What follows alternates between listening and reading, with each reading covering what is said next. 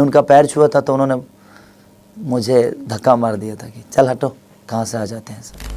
ये बात तब की है जब खेसारी जी का स्ट्रगल शुरू भी नहीं हुआ था, ठीक है। वो बताते हैं कि मैं एक सिंगर से मिलने गया, ठीक है, और वो सिंगर काफी पॉपुलर सिंगर था, ठीक है, और वो भोजपुरी का ही सिंगर था, ठीक है। तो जब खेसारी जी अपना हाथ आगे बढ़ाते हैं उनका पैर छूने के लिए, ठीक है, तो वो भाई साहब इनको धक्का दे देते हैं, ठीक है। बोलते हैं अरे कहाँ कहाँ से आ जा रहे हैं।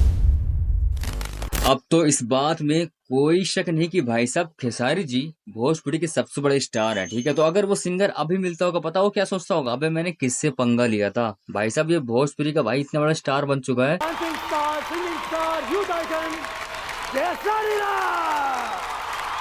क्या तुम्हें ये बात पता है, जब खेसारी जी का फर्स्ट सॉन्ग आया था ना, तो भाई साहब पूरे यूपी और बिहार में चला था, ठीक है, और बहुत ही पॉपुलर वो सॉन्ग हुआ था, ठीक है। एंड वो सॉन्ग आते ही भाई साहब उस सिंगर के तो ओते ही तोते उड़ गया। बोले ये क्या हो गया भाई साहब, अभी मैं कुछ दिन पहले तो उसे धक्का मार के बाहर निकाला था भाई साहब स्टेडियम से। अगर तुम अपने आप को खेसारी जी का जबरा वाला फैन मानते हो ना, तो भाई साहब ये खेसारी जी की वीडियो तुम्हें बहुत ज्यादा इमोशनल कर देगी, ठीक है। मुझे आज भी याद है, कोई सिंगर था, नाम नहीं लूँगा, कोई सिंगर आया था और उसका कैसेट बहुत हिट था।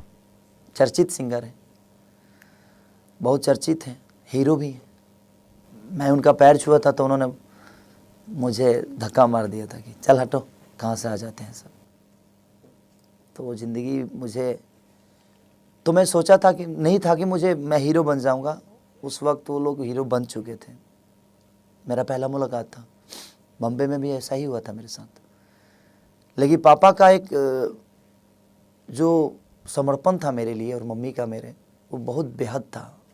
सपोर्ट बहुत किए थे मम्मी पापा ने मुझे। और फिर कंपनी प्रोजेक्ट करते करते मैं एक कैसेट गाया था माल बिठाई मेला में, और वो कैसेट सबको पटक पटक मारा। जितने सिंगर थे ना, किसी को हिलने तक नहीं दिया। उसके बाद से मैं पीछे मुड़ कर नहीं देखा।